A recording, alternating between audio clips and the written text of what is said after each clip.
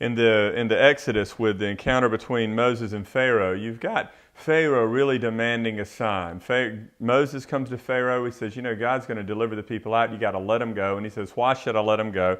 And so in Exodus chapter 7, verse 9, you see Moses say this: when Pharaoh says to you, prove yourselves by working a miracle, then you shall say to Aaron, take your staff and cast it down before Pharaoh.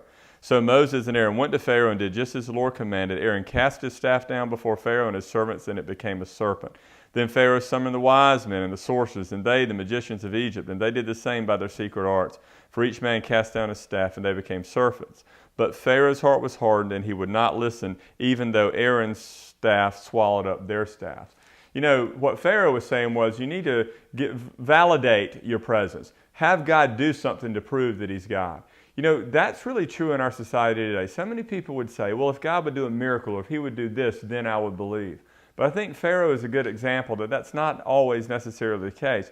Even though God shows Himself mighty over and over and over and over, you know the rest of the story, Pharaoh never believes. And even the children of Israel doubted God when there was fire by night and a cloud by day and manna on the ground daily. Here's what you need to understand. The ultimate sign that God has accomplished for our salvation is the resurrection of Jesus Christ. We don't need to show anybody anything else. It will not be through basic signs that people will believe. It is through the proclamation of the gospel and the drawing of the Spirit that people believe. So next time you find someone saying to you, well, if you would just do this, or if God would just do that, then I would believe. Understand that that would result in a false faith. True belief takes place when we are drawn in through the resurrecting power of Jesus Christ, and that alone.